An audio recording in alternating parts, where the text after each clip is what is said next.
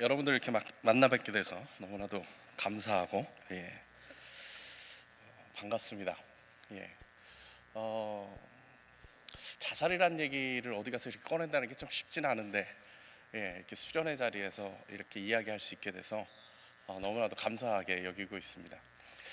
자살 예방에 대한 이야기를 이제 하는데 제가 어떻게 할까 좀 고민을 하다가 저희 그 라이프 오프에서 개발해 놓은 프로그램이 있습니다. 그래서 그 프로그램을 좀 같은 좀 경험을 해보시면 좋지 않을까 좀 이런 생각이 들었어요. 그래서 저희 그 라이프 오프에서 개발해 놓은 그 보드미 생명 보드미 교육이라고 무지개라는 것을 실시를 하고요.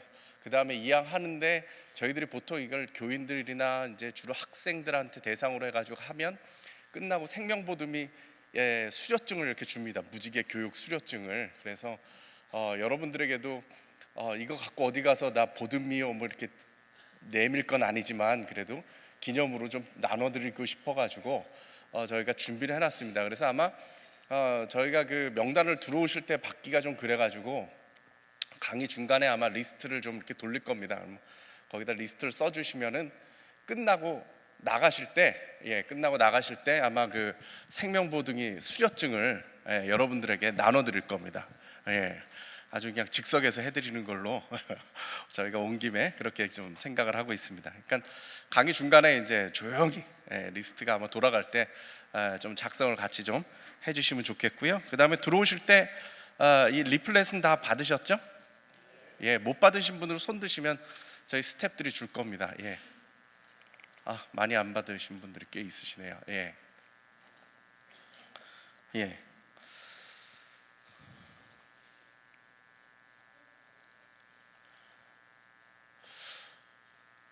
자살이라는 거에 대해서 말을 한다라는 게 솔직히 좀 쉽지가 않습니다. 그래서 제가 이야기를 하면서 가끔은 조금 농담도 해가면서 이러고 진행을 할 겁니다. 많은 교회들이 죽음에 대해서 이야기하는 거 참 두려워합니다. 제가 자살 예방 사업을 하면서 이 사역을 하면서요 느낀 건데 한국 교회가 이제 죽음에 대해서 별로 알고 싶어 하지도 않고 죽은 다음에 어떻게 되는지에 대해서도 별로 알고 싶어 하지 않는구나 이런 느낌을 좀 받았습니다. 왜냐하면 목사님들이 우리 교회에 와가지고 굳이 죽는 얘기를 할 필요 있을까? 잘 된다는 얘기 좀 많이 해주는 게 더 좋지 아마 이런 생각들을 가지신 것 같아가지고 참 이런 사역을 하는 데 있어가지고 좀 어려움이 많이 있습니다. 그래서 근데 이제 우리 교경협에서는 또 같이 이 귀한 시간에 좀 허락해 주셔서 얼마나 감사한지 모릅니다. 자살에 대한 저희가 그 무지개 교육이라는 것이요 원래 45분짜리 두 강의로 되어 있습니다. 그래서 첫 번째 강의는 생명 존중 사상에 대해서 거기에 대해서 45분을 강의하고 그 다음 두 번째 시간에 생명 보듬이라는 말이 뭐냐 하면 게이트키퍼라고 어려운 사람들 이제 정말 이렇게 자살을 생각하는 사람들을 어떻게 도와줄 수 있을까 그걸 실제적으로 교육을 하는 건데 목사님들한테 생명 존중 사상 요거 하나만 가르쳐 드리면 좀 성이 안 차실 것 같아 가지고 제가 그 강의를 좀 빼고 제가 여태까지 연구하고 생각하고 나누고 싶었던 이야기들을 좀 앞에 한 45분 정도 하고요.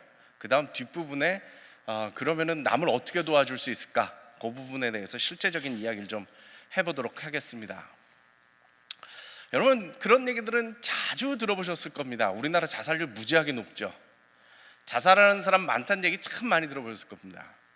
얼마 전 뉴스에 나왔는데요 세계 OECD 국가들 중에서 우리나라가 자살률이 제일 높은데 그 1위 자리를 10년 동안 유지하고 있다 이런 기사 보신 적 있으십니까?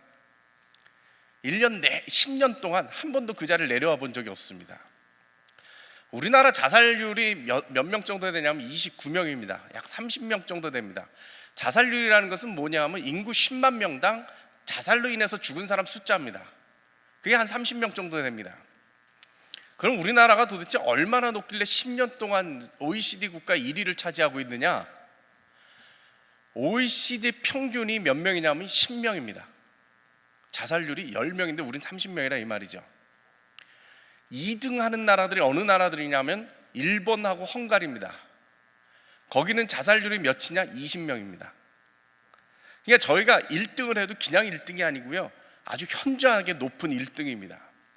저는 상당히 좀 특이하다 이렇게 생각을 합니다. 좀 더 구체적인 수치를 제가 말씀을 드리겠습니다. 매년 9월이면 통계청에서 사망원인 통계라는 게 나옵니다. 그 해가 아니고 그 전해에 동사무소에 사망 신고를 한 그 서류를 가지고 우리나라 국민들이 무슨 일로 죽었는가를 통계를 내는 것인데, 그 통계에 보면요, 2012년 가장 최근 통계입니다. 이건 이제 9월 달에 나오기 때문에 2012년 가장 최근 통계를 보면은 한 해 동안 몇 명이 죽었느냐 하면 자살로 14,160명이 죽었습니다. 한 해. 하루에 평균 몇 명이 죽은 거냐? 39명이 자살로 죽는 것입니다. 이렇게 숫자만 나열하면 여러분들이 잘 이렇게 확 와닿지가 않죠. 14,000명, 15,000명 평균적으로 죽는다 이렇게 볼 수가 있는데요, 쉽게 얘기해서 좀 이해가 되기 위해서 육군 1개 사단이 약 10,000명 정도 됩니다. 10,000명. 이게 무슨 얘기냐? 한 해에 1.5개 사단이 자살로 사라지는 겁니다. 2년이면 3개 사단이 자살로 사라지는 것이죠. 대단한 숫자 아닙니까? 여러분들 눈치를 보니까 별로 안 놀라는 눈치시네요. 꽤 많은데. 예. 하루에 몇 명이요? 하루에 39명이 자살로 죽습니다. 좀 더 와닿게 말씀을 드린다면요, 초등학교 교실이 요즘 몇 명인지 아세요? 평균 한 25명 정도 됩니다. 지방으로 내려가면 20명이고 서울 도심으로 들어오면 한 40명에서 한 25명 정도, 25명, 이제 한 30명 정도 되세요. 한 25명 정도 됩니다. 무슨 말이냐? 하루에 초등학교 1.5개 반이 사라지는 겁니다. 역시 이틀이면 3개 반이 사라지는 거죠. 엄청난 숫자 아닙니까? 평균적으로 40분에 한 명씩 우리나라에서 자살로 죽어간다고 합니다. 오늘 제가 1시간 반 정도 여러분들에게 강의를 할 텐데 이 기간 동안 3명을 죽는 거죠. 엄청난 사람들이 자살로 죽고 있다는 거예요. 숫자로만 하면 좀 재미가 없습니다. 통계를 정확하게 보면 참 재밌다고 그러면 좀 특이한 사항이 들어오는데요, 그건 뭐냐 하면 우리나라에서 제일 많이 죽는 사망 원인이 뭐겠어요?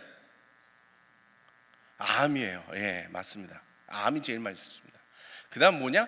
뇌혈관 질환, 뇌졸중이나 뭐 이런 겁니다. 그 다음에 심장 질환, 심장 쇼크 오는 거죠. 그 다음 4위가 자살입니다. 그 밑으로 당뇨병, 폐렴, 하기도 질환이라고 하는데 그건 이제 질식사 뭐 이런 겁니다. 질식사. 그 밑이 교통사고입니다. 그 밑이 간질환, 10등이 간질환입니다. 이거 좀 특이하지 않습니까, 여러분? 어떻게 국민들이 죽는 원인 4번째가 스스로 자기의 목숨을 끊는다라고 하는 자살이 될 수 있겠어요? 저는 이걸 보면요, 제가 막 말한다면 좀 미친 것 같습니다. 정상이 아닙니다. 이건 비정상이죠. 이럴 수가 없죠. 어떻게 이럴 수가 있어요? 당뇨병으로 죽는 사람들보다 자살로 죽는 사람이 더 많습니다. 폐렴이요? 우리 목사님들 전문으로 걸리는 병이 폐렴이잖아요. 폐렴보다 더 많이 죽습니다. 교통사고보다 훨씬 몇 배가 더 많이 죽습니다.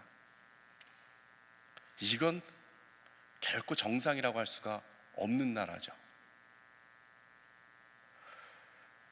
여러분, 이 숫자도요, 자살로 보는 이 숫자도요, 실제적으로는 훨씬 적은 숫자입니다. 왜냐하면 아까 말씀드린 대로 이 통계 자체가 동사무소에다가 사망 신고할 때 적어놓은 걸 기준으로 하기 때문에 우리나라 사람들은 보통 자살이라도 자살로 신고를 안 하고요, 어르신 같은 경우는 노환, 젊은 사람들 무슨 사고사, 실족사 이런 식으로 다 숨겨놓기 때문에 몇 배로 줄어든다고 그러죠. 그렇기 때문에 자살로 죽는 사람들은 훨씬 더 많을 겁니다. 여러분 주변에 당뇨병 환자 자주 보시죠? 예, 대답을 안 하기로 작정을 하셨나요? 제가 목회자 세미나 자주 다니거든요. 그럼 이런 식으로 대답을 안 하면 여러분 같은 교인 만나서 고생하십시오 이럽니다. 아멘도 안 하고 예. 자, 저는 어렸을 때 우리 어머니가 너 같은 자식 낳아서 고생해봐라 그 말이 그렇게 무서운 말인지 몰랐어요. 예, 잘 하실 거죠? 예. 자, 당뇨병 환자 주변에 많죠? 예, 얼마나 좋아요. 예. 제가 죽는 얘기 한다고 여러분들이 같이 죽상을 하고 있으면 서로 힘들어요. 예. 자, 당뇨병 환자 많지 않습니까? 당뇨병 환자보다 자살로 죽는 사람이 더 많다 이 말이죠. 제가 뭐라고 표현을 하느냐 하면요, 자살을 하려고 생각하는 사람들, 좀 더 쉽게 제가 표현을 해드린다면 자살의 병에 걸린 사람들은 당뇨병 환자보다 훨씬 많을 겁니다. 자살하겠다고 생각한 사람들이 다 자살로 죽지는 않거든요. 심각한 상황에 있는 사람도 죽는 사람들은 정말 빙산의 일각이거든요. 그러면요, 여러분 주변에 당뇨병 환자들보다 훨씬 많은 사람들이 자살로 죽고 있습니다. 근데 재밌는 사실은 뭐예요? 여러분 당뇨병 환자는 많이 봤어도 자살하겠다고 생각하는 사람 자주 만나본 적 있으십니까? 뭐 여기 교육자들이니까 교육자들 입장에서는 아마 가끔씩 만나실 거예요. 근데 당뇨병 환자 숫자만큼 만나보신 적 있으세요? 극히 드물 겁니다. 왜? 물론 그분들이 우울증이기 때문에 잘 드러내지 않는 것도 있지만 한편으로는 우리가 돌아보지 않기 때문에 그렇습니다. 돌아봤다면 분명히 발견할 수 있습니다. 여러분 교인들 중에 분명히 있습니다. 또 다른 예를 들어볼까요? 교통사고로 죽은 사람보다 이 자살로 죽는 사람들이 훨씬 많습니다. 한 3배가량 이렇게 된다고 제가 기억을 하는데요. 여러분 운전하다가 야 이거 교통사고 날 뻔했네 이랬던 적 수없이 많으시죠? 예. 저희 학교는 목사님들만 오는 학교입니다. 그래서 저희 학교 올 때 제가 목사님들한테 교회 차 끌고 올 때 교회 스티커 붙이고 혼냅니다. 교통질서 지키면서 오는 분을 제가 본 적이 없습니다. 그래서 꼭 교회 본고에다가 자석식으로 붙였다가 주일만 붙이고 월요일날 학교 올 땐 띄고 오라고 그럽니다. 목사님들 저기 택시 운전사 다음으로 제일 험하게 차를 모시는 분들이 목사님들이잖아요. 죽을 뻔 한번 여러 적 있죠. 예. 저도 뭐 새벽 기도 오다가 한번 처박은 적이 있습니다. 예. 아니면 여러분들이 차를 몰고 사모님들이나 뭐 여교육자분들도 많으신 것 같은데 차를 몰고 가다 남편이 차 몰고 갈 때 여보 소리쳐가지고 남편 살려본 적 있으시죠? 웬만하면 다 있으실 겁니다. 근데 자살하려는 사람 안 돼! 그러고 말려보신 적 있으십니까? 그건 없으시죠? 분명히 있을 거예요. 여러분 중에 분명히 있는데 해본 적이 없는 거예요. 저는 이 자살이라는 것이 제가 만든 신조어가 하나 있어요. 자살계에서 쓰이는 용어인데요, 자살은 사회적 질병이다 이렇게 봅니다. 자살은 사회적 질병입니다. 많은 분들이 오해를 하시는데 자살은 개인 문제라고 생각됩니다. 저 사람이 심약해서 믿음이 없어서 저 사람 부족해서 그래서 자살하는 것이다 생각하는데, 근데 문제는 뭡니까? 그 숫자가 적을 땐 그 말이 통하는데 지금 이 사회에서요 당뇨병 환자보다 더 많은 사람들이 자살로 죽는다. 근데 그거를 갖다가 네 문제니까 네가 해결해? 이건 안 된다라는 거예요. 이 사회가 책임져야 될 질병이라는 것이죠. 이렇게 국민들이 많이 죽어가고 있는데요, 정부에서 별로 해주는 게 없어요. 여러분 보건소나 병원이나 이런 데 가서 보십시오. 당뇨병 교실, 암 환자를 위한 식단 뭐 이런 거 무지하게 많이 있지 않습니까? 거기에 자살하려시는 분 일로 오세요 하는 거 보신 적 있으십니까? 자살 예방 교육 혹시 받아보신 적 있으십니까? 없으시죠? 극히 드뭅니다. 저는 이게 참 특이한 현상이라고 생각됩니다. 예를 들어서 신종플루가 한때 유행했었지 않습니까? 그때 신종플루가 막 유행할 때 여러분 교회들마다 손 씻는 거 다 그 소독기 갖다 놓고요, 어느 교회는 그 인터뷰 나오는 거 보니까 신종플루가 계속 번지면 우리 교회에서 안 모이고 방송으로 대체하겠습니까? 뭐 이런 방송도 하고 뭐 이랬던 적이 있었잖아요. 신종플루로 몇 명 죽었는지 아세요? 200명 죽었습니다. 그 200명이 더 늘어날까 봐 겁나가지고 온 국가가 그 난리를 쳤어요. 근데 15,000명이 한 해에 15,000명씩 죽어가고 있는데 우리가 지금 별로 하는 게 없다. 이건 이 사회가 병든 거죠. 뭔가 책임져야 되는데 참 큰일이라고 저는 생각을 해요. 그래서요, 저는 이게 사회가 책임져야 될 문제고 동시에요, 우리 교회가 참 책임지면 좋겠다라는 생각을 갖습니다. 교회가 참 이런 거 잘하잖아요. 생명에 관한 일인데 우리가 할 수 있는 일이잖아요. 사람이 왜 죽냐 하면요, 가치를 못 찾아서 죽거든요. 그런 거 잘 가르쳐 줄 수 있잖아요. 전 그래서 교회가 참 이 부분에 같이 동참하면 참 좋겠다, 그런 생각을 갖습니다. 좀 이따 더 설명을 좀 드릴게요. 어떤 식으로 가능한지. 우리나라 자살에 있어서요, 몇 가지 특징이 있어요. 여러분, 자살 그러면은 연령대로 나눠서 10대, 20대, 30대, 40대, 50대, 60대, 70대까지 봐가지고 자살 그러면은 어느 연령대가 제일 많을 것 같습니까? 자신 있게 지르십시오. 어느 연령대가 많을 것 같습니까? 그죠? 10대, 그죠? 저는 제가 원하는 답을 이렇게 시원하게 해주실 때 너무 좋아요. 10대는 극히 미미합니다. 우리가 보통 자살 그러면요, 10대 성적비관 왕따, 20대 실연 이렇게 생각하는데요, 여기는 훨 낫습니다. 제일 많은 연령대가 어디냐? 40대입니다. 40대, 50대, 30대입니다. 더 심각한 쪽은 어디냐? 어르신들입니다. 어르신 자살률이 80대 이상이 몇이냐면요, 123명입니다.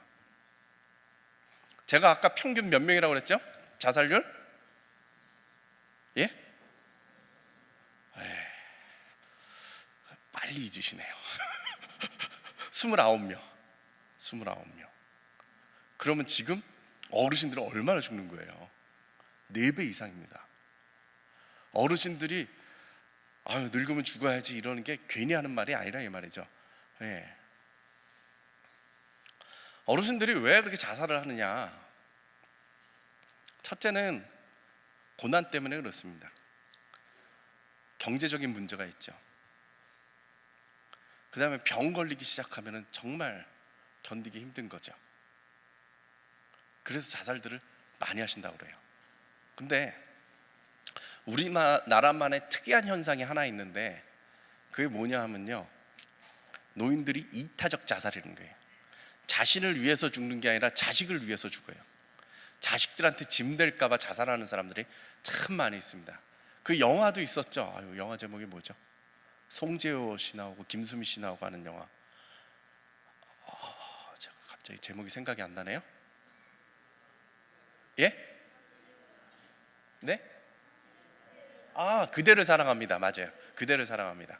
그 만화 영화를 가지고 이렇게 만든 건데, 거기 보면은 김수미가 그 치매에 걸리니까 송재호가 자식들하고 저녁밥 먹고 그날 밤에 자살을 하죠.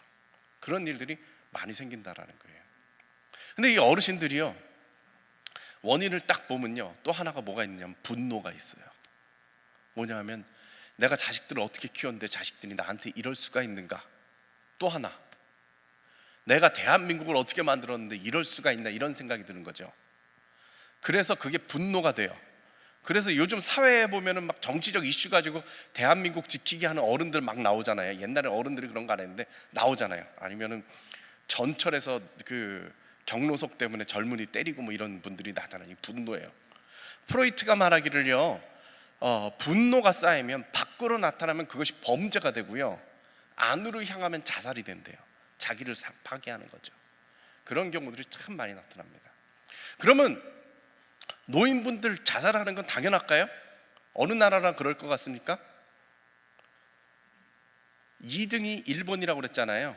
일본이 자살률이 평균 한 20명 정도 되거든요. 노인 자살률도 평균하고 똑같습니다. 20명입니다. 거기는 복지가 잘 돼 있거든요. 특히 그 노령 사회를 일찍부터 경험하면서 준비를 잘 해놨기 때문에 거기는 아주 그 자살률이 낮습니다.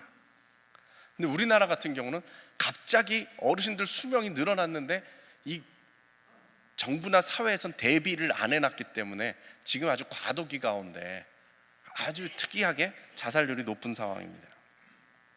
또 하나 우리나라의 특징이 있습니다. 그건 뭐냐면 남자들이 자살을 많이 합니다. 평균적으로 여자보다 남자가 자살을 2배 합니다. 2배 더 많습니다. 자살로 죽은 사람이 2배가 많습니다.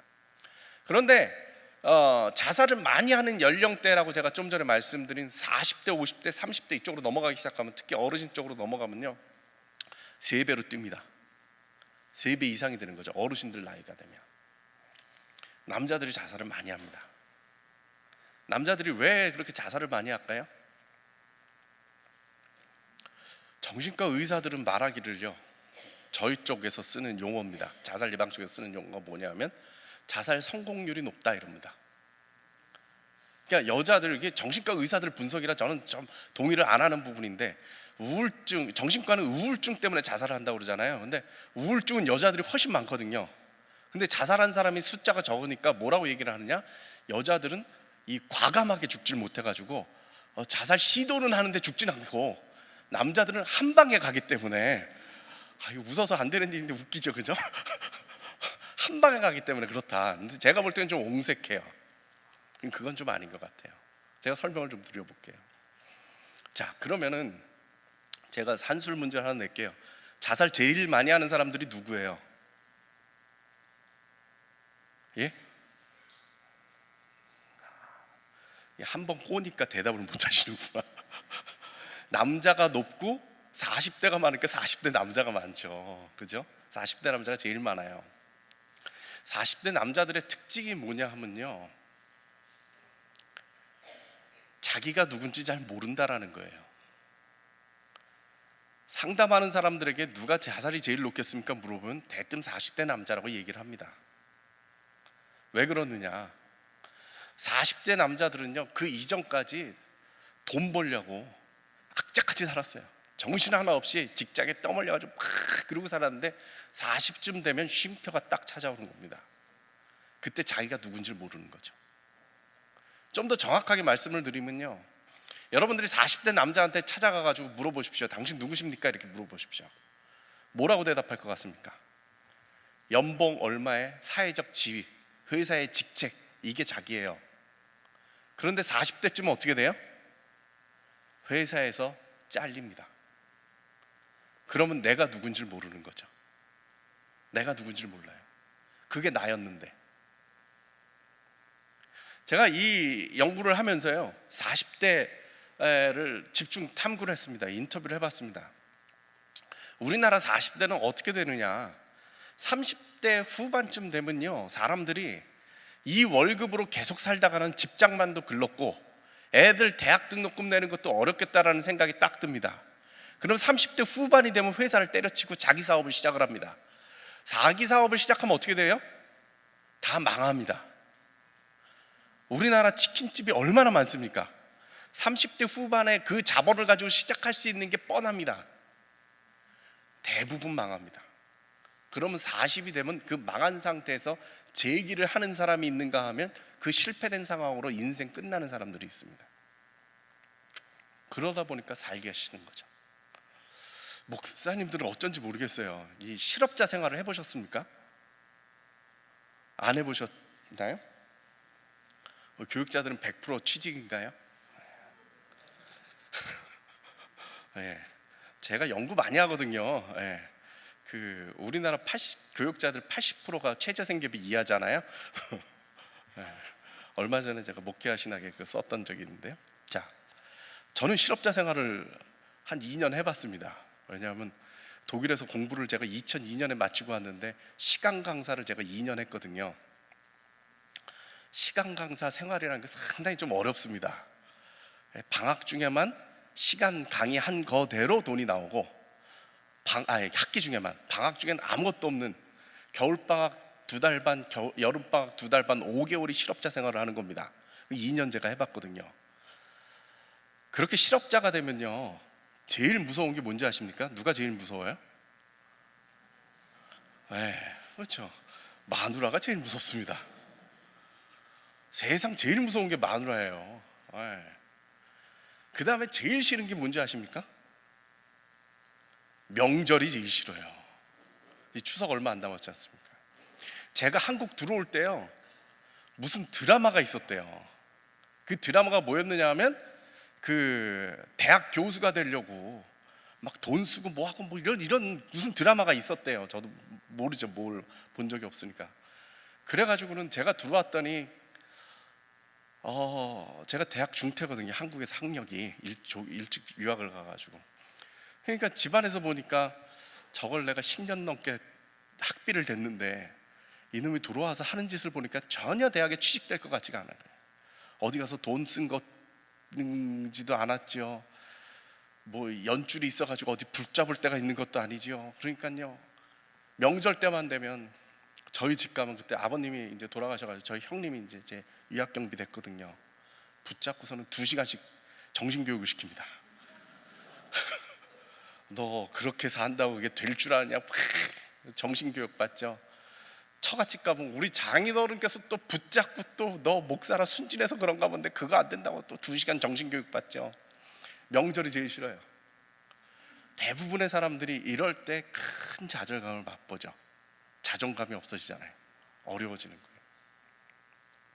바로 이러한 고난의 순간이 찾아올 때요, 자기가 기대서 위로를 받을 수 있는 그 그룹이 있어야 되는데, 그것이 당연히 가정이어야 되는데, 한국은 오히려 가정이 제일 무서운 곳이라니까요. 살아남을 수가 없어요. 제가 볼 때는 살아남을 수가 없어요. 아주 재밌는 연구 결과가 하나 나온 적이 있어요. 한국 심리학회에서 조사를 했어요. 뭘 조사를 했냐면 행복도 조사라는 걸 했어요. 행복하냐 뭐 이런 거 물어보는 거예요. 행복도가 제일 낮은 사람들이 누구겠어요?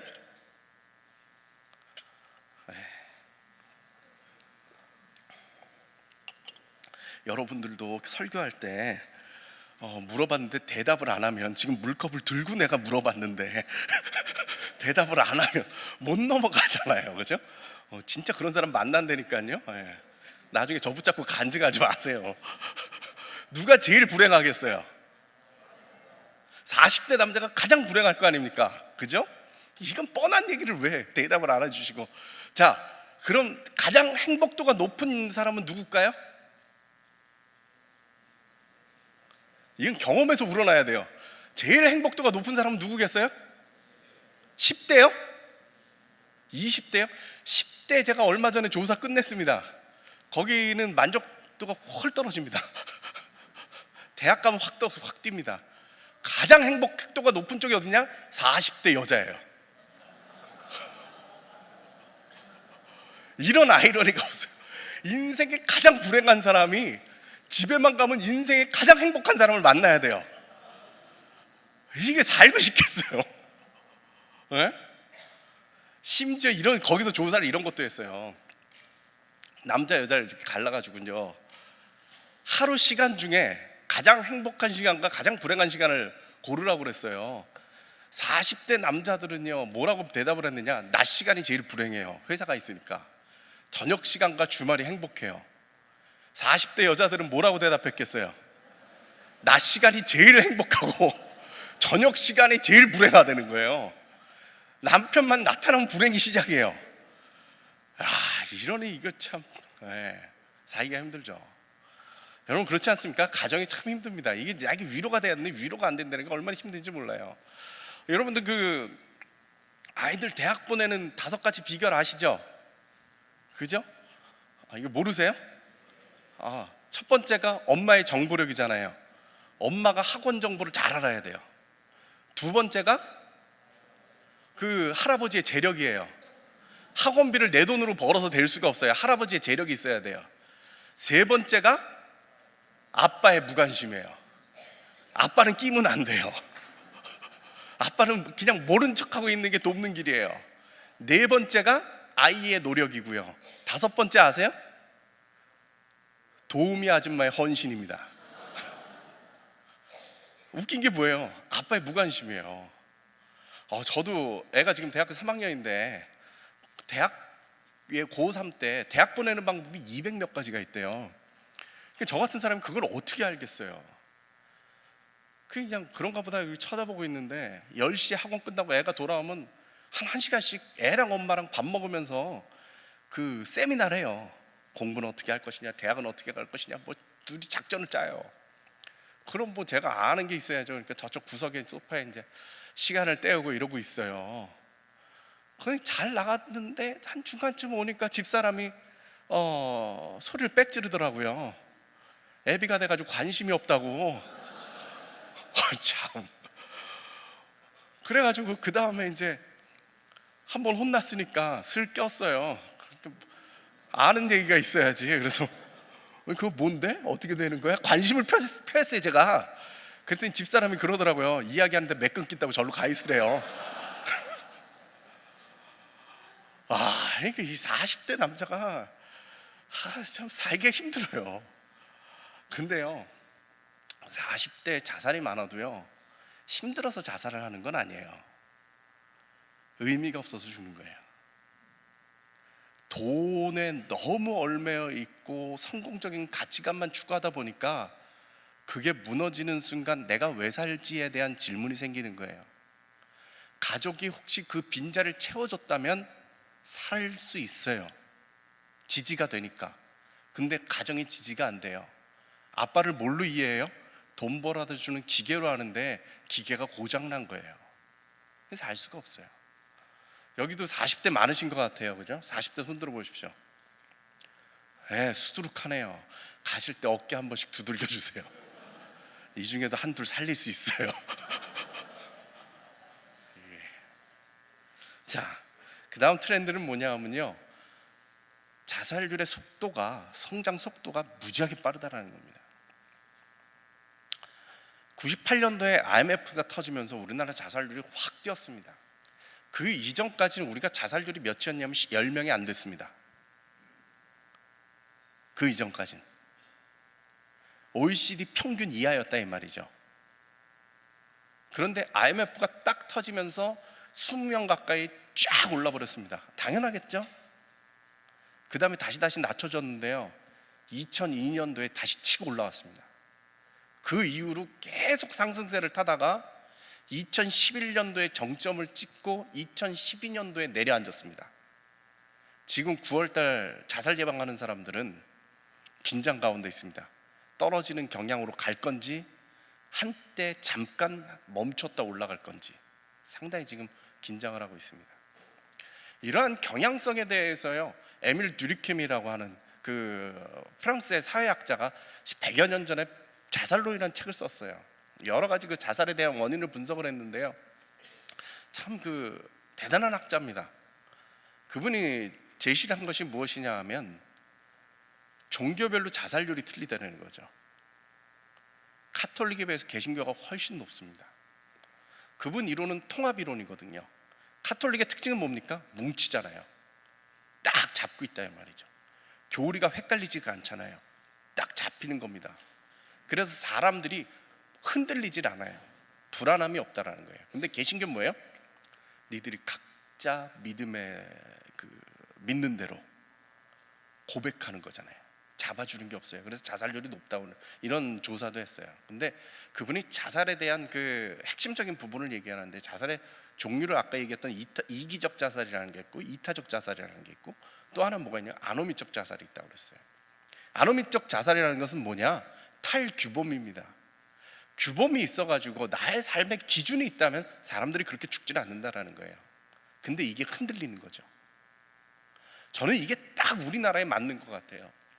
이전까지 우리가 도덕적이거나 뭐 이런 것들에 있어서 우리가 생각해 볼 때에 90년대까지는 이게 잘 잡혀 있었던 것 같아요. 근데 IMF가 터지면서 어떻게 됐어요?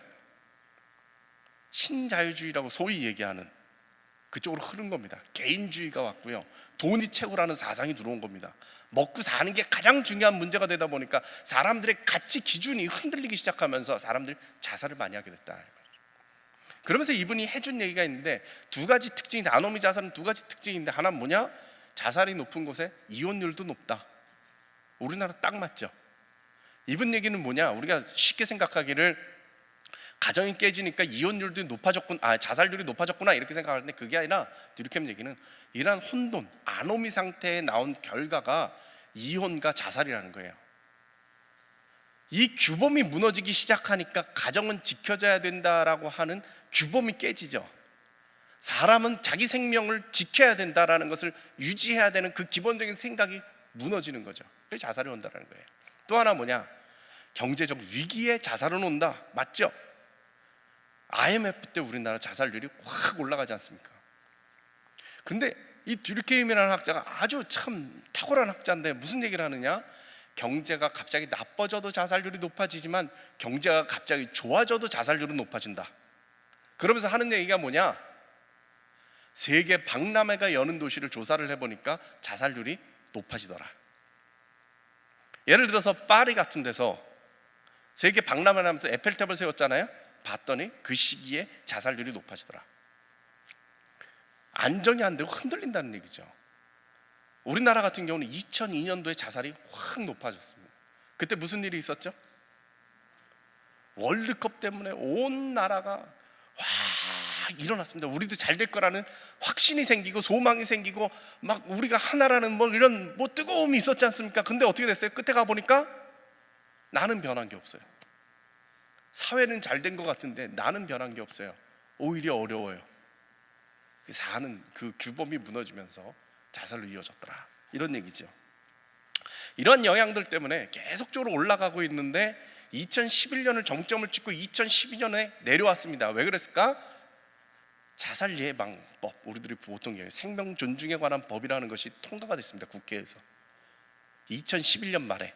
그래서 2012년부터 자살 예방 사업을 지금 정부 쪽에서 지금 보건소 세워가지고 지역 자살 예방 센터, 정신보건 증진센터 이런 걸 통해서 자살 예방 사업을 시작을 했거든요. 이 시작한 것만으로 약 10,000명 이상이 자살률, 아니 1,000명 이상이 자살률이 뚝 떨어졌습니다. 저는 움직이면 분명히 자살은 낮춰질 것이다 이런 생각을 갖습니다. 그런 얘기 또 해보다가 말씀드리겠습니다. 지금부터 조금 어려운 얘기를 좀 해드릴게요. 자살 그러면은요, 많은 분들이 그래서 자살한 사람은 지옥 갔습니까? 이걸로 질문을 합니다. 이 얘기 꺼내가지고 제가 무사히 집에 돌아가 본 적이 없습니다. 제가 2008년도에 그들의 자살 그리고 우리라고 하는 책을 썼습니다. 자살에 관한 책을 썼는데요. 그 책 쓰고 나서 그 무슨 언론에서 인터뷰가 왔습니다. 그래서 그 책 내용 중에 자살한다고 다 지옥 가는 건 아닙니다. 이 얘기를 했어요. 제가 자살한다고 다 지옥 가는 건 아니다. 여기 아주 이 부분은 지금 좋으시면 안 돼요. 그죠? 네. 대충 듣고 나가서 마음대로 얘기하시면 제가 2단으로 이제 가는 수가 있기 때문에 멈쩍 들고 저를 잘 들으셔야 돼요. 자살한다고 다 지옥 가는 건 아니다라는 거예요. 지옥 가는 사람도 있겠죠. 왜? 큰 죄니까. 제가 뭐라고 표현하느냐? 지옥 갈 확률이 높습니다. 하지만 다 지옥 가는 건 아닙니다. 저는 이 부분 얘기할 때마다가 어렵고 힘들어요. 네. 그래가지고요, 그 인터넷 기사가 떴는데요, 2008년도만 해도 지금처럼 이렇게 인식이 좋지가 않았습니다. 그래서 그 얘기 꺼냈다가 저희 기사 밑에 댓글이 400여 개가 붙었어요. 그 댓글 내용이 되게 뭐였느냐 하면 너나 지옥 가라부터 시작해가지고 죽어라, 기껏 공부해가지고 그런 소리 하냐, 교수가 어떻게 그런 소리를 하느냐, 니네 학교에 찔르겠다, 뭐 별 얘기 다 있어요. 제가 그걸 보고 연예인이 댓글 보고 왜 죽는다 그때 이해를 했어요. 제가 심지어 이런 소리 하다가요, 협박 편지나 이렇게 문자 이런 것도 가끔 받아요. 어떤 분은 저한테 문자가 왔어요. 그때만 해도 카카오톡이 아니라 문자 있을 때라 문자가 왔는데요, 사진이 딸려왔어요. 사진이 딱 열어보니까 어느 할아버지 할머니 부부 사진이 딱 붙어 있더라고요. 근데 그 밑에 뭐라고 써 있느냐 하면 우리 장인 장모님은 내가 전도해서 지금 돌아가셔서 천국 가셨는데 너는 어떡할 거냐 이런 식으로 써 있더라고요. 네. 너는 지옥 갈 게 뻔하다는 거죠. 하긴 별일 다 있습니다. 근데요, 자 여기 잘 들어보십시오. 어, 짧은 시간에 하려니까 지금 제가 뭔 얘기를 해가지고 여러분들을 설득을 할까? 자, 이렇게 봅시다. 개신교에서 어떠한 잘못을 저질렀기 때문에 그 사람이 지옥 간다고 하는 명확한 교리나 조직신학, 윤리학 이런 거 보신 적 있으십니까? 다시 질문을 드릴게요. 어떠한 죄를 지은 사람, 그 사람은 분명히 지옥 갑니다라고 하는 명시된 게 있다고 보십니까? 개신교는 그런 게 없어요. 근데 딱 하나, 교회에서 제가 얘기할 땐 통설이라고 그럽니다. 돌아다니는 얘기 중에 하나가 뭡니까? 자살한 사람은 지옥 간다라는 거죠. 수많은 죄가 있는데 그 죄 때문에 저 사람 분명히 지옥 가, 예수 믿었는지 몰라도 하여간 지옥 가 라고 하는 건 하나도 없습니다. 심지어 살인만 누구 하는 사람들도, 고문 기술자라고 하는 어떤 사람도 나와가지고 간증합니다. 책 냅니다. 심지어 목사 된 사람도 있습니다. 근데 딱 하나, 자살한 사람만큼 지옥 간다고 우리가 판정을 내립니다. 제가 이런 소리 하고 돌아다니면 어떤 사람들 쫓아와가지고 저한테 이단이라는 소리 하는 사람들이 있습니다. 제가 그런 분들에게 해주고 싶은 말이 뭐냐면, 당신이 이단입니다. 개신교에는 누구 지옥 보내는 법 없습니다. 카톨릭이 그렇게 했기 때문에 종교개혁을 일으켜서 뛰쳐나온 게 개신교거든요. 얼마 전에 교황도 왔다 가셨지만 거기서는 정죄를 하고 결코 용서받지 못할 대죄라는 개념이 있어요. 그거는 회개하고 자시고 간에 그건 지옥 가는 거예요. 그게 이제 자살이 껴 있었어요. 지금은 안 그렇습니다. 지금은 그게 풀렸어요. 근데 개신교가 왜 한 문제 그거 하나 가지고 그 사람의 무슨 그 삶의 스토리든 믿음의 여건이든 이런 것들 전혀 안 따지고 그 사람 무조건 지옥 간다라고 선언을 해요? 그건 개신교의 기본적인 정신에 맞지가 않습니다. 여러분, 구원받는다는 것이요, 우리가 죽어서 천국 간다는 이 확신이요, 기준이 뭡니까? 우리가 믿음이 있느냐예요. 그죠? 우리가 좀 더 쉽게 설명을 드려서, 여러분 구원받기 위해서 무엇을 했습니까? 여러분 생각에 여러분들이 무엇을 했다 생각이 드시면 그건 카톨릭이죠. 개신교는 뭐예요? 하나님의 전적인 은혜잖아요. 아무것도 없이 내가 죄인 되었을 때 하나님께서 나를 구원해 주신 거잖아요. 근데 이 구원에서 떨어진다라는 것 자체가 어떤 행위로 결판이 날까요? 그것도 하나님의 영역이거든요. 놔둬야 돼요. 근데 우리가 쉽게 판단을 내려요. 지옥 같다고 그래요. 저는 참, 어제도 이거 가지고 제가 강의하다가 싸우다 왔는데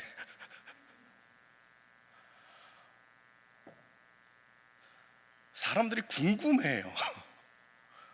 이 사람 자살을 했는데 이 사람 지옥 간다 천국 갔나 궁금한 거예요. 나보고 판단을 내려달래요. 자살한 사람이 지옥 가는지 천국 갔는지 판단을 내려달래요. 그럼 내가 하나님이죠. 그 판단을 내가 내리는 순간 나는 하나님이에요. 그죠? 하나님의 영역이에요. 그거는 그 사람의 믿음에 의해서 결정이 나겠죠. 저는 참 재밌다라고 생각되는 것 중에 하나가, 저는 이제 노무현 전 대통령 돌아가셨지 않습니까? 그랬더니 종교를 망라해서 진보적인 그룹은 다들 천국을 보냈고요, 보수 그룹은 다 지옥을 보냈어요. 천주교 어떻게 했어요? 정의구현 사재단에서 봉화마을에 가가지고요, 이분은 자살이 아니라 정치적 타살이다, 그래서 우리가 장례를 치러드리고 천국 가게 해야겠다고 했어요.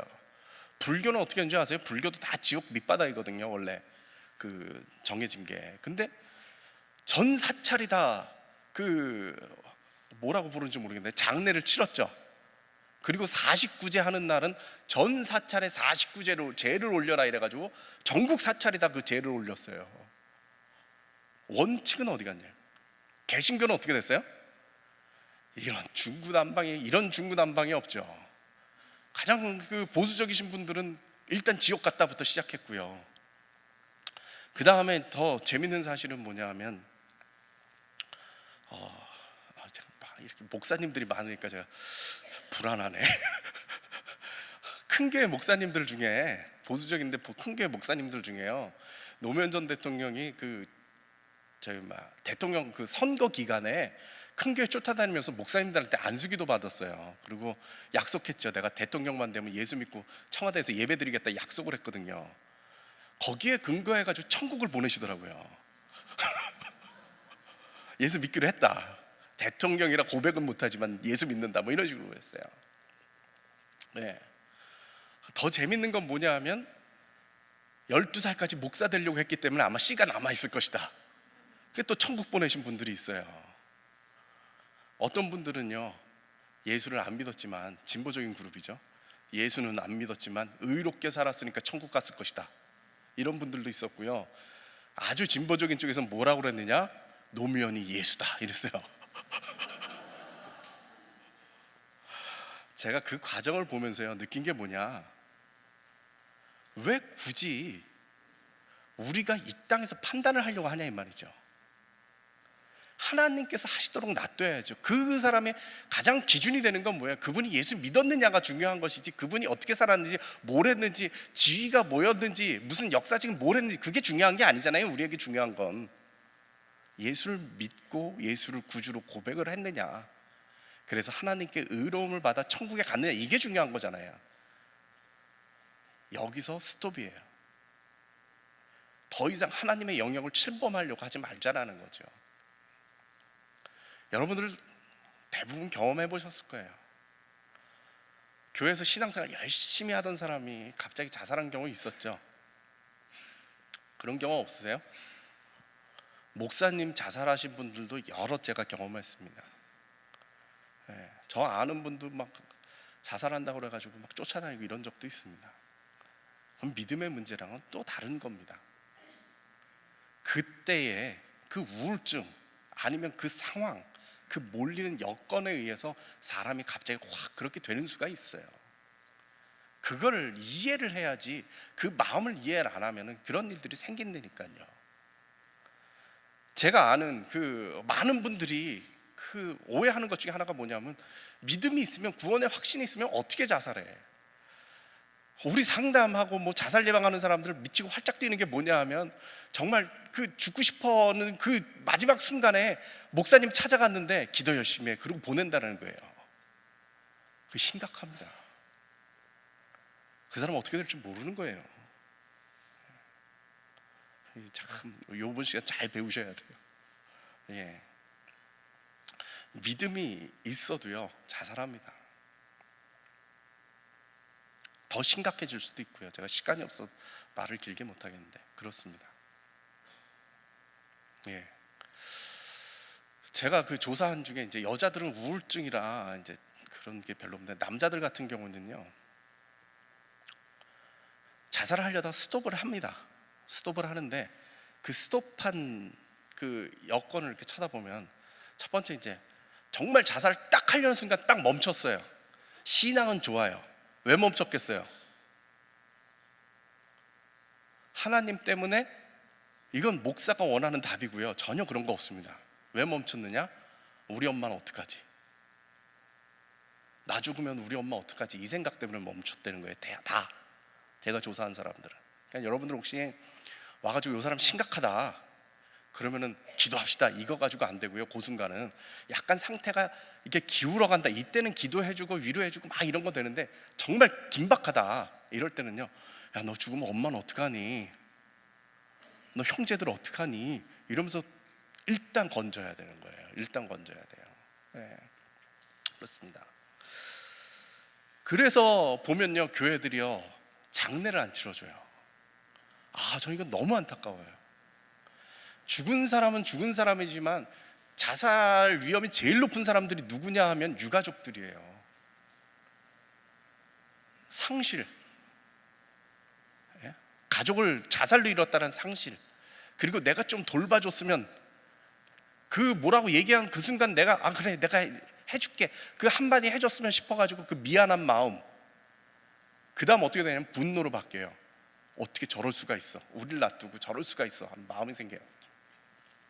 유가족이 아주 심각한 상황에 빠집니다. 그래서 자살을 많이 하거든요. 사건도 사건이지만 그 사람이 자살할 때는 자살이 뭐 유전이다 그러는데 유전은 아니지만 그 집안 분위기 때문에 우울증일 확률이 가장 높은 사람들이에요. 거기에 집안 식구가 자살로 죽었어요? 확 터지는 확률이 높은 사람들입니다. 이 사람들이 가족이 자살로 죽었다 그러면 가장 필요한 것이 뭐냐? 하나님의 위로하심이에요. 신앙을 가진 사람은 그렇잖아요. 하나님의 위로하심이 가장 필요하고 그 다음 필요한 게 뭐예요? 우리 교회예요.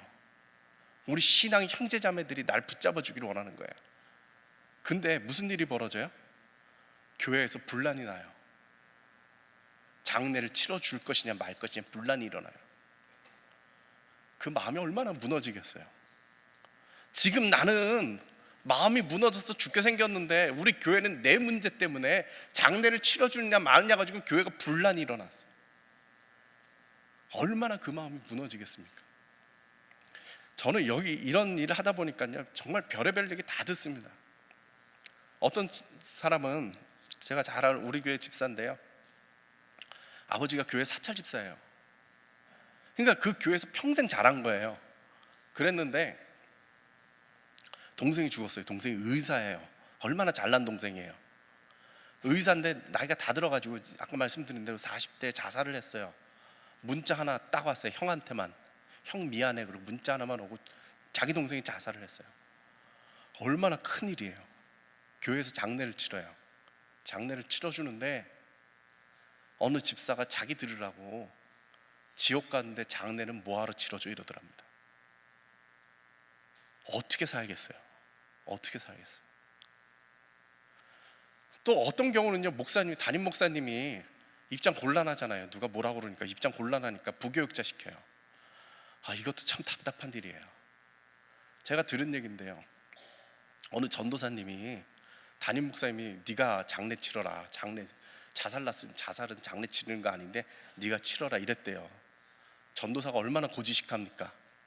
예배를 시작하면서 비록 지옥은 같지만 이러고 시작했대요. 자기도 책임지기 싫고 배운 건 그건 것 같고, 그래가지고 그 장례가 어떻게 됐겠어요? 이게 우리 현실이에요. 제가 이런 일 하면요 가끔씩 시도 때도 없이 전화가 오는 게 하나 있어요.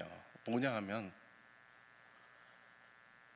우리 교회에 지금 자살로 한 명이 돌아가셨습니다. 장례를 어떻게 치릅니까? 이거 정말 답답한 일이죠. 여기 계신 목사님들 대부분 그럴 겁니다. 우리 교회는 괜찮을 거야. 내가 신앙생활 잘 시켜놨으니까. 그런 법이 어디 있습니까? 웬만한 교회는 다 있을 겁니다. 교인이 얘기를 안 했던, 교회가 모른 척했던 다 있습니다. 여러분들이 그 준비는 하셔야 될 것 같습니다. 외국에는 그 교단에서 나오는 예식서에 자살자를 위한 예식서가 다 있어요. 근데 우리나라는 하나도 없습니다. 지금 통합교단은 제가 끼어가지고, 저는 그 교단 소속은 아닌데 저도 껴가지고 지금 그 작업이 올 총회 때 나올 겁니다. 저거 상당히 중요한 부분이라고 생각됩니다. 여러분이 준비하셔야 되거든요. 그리고 저희 라이프오프에서 그 한국교회 자살 예방을 위한 가이드북이라는 게 있어요.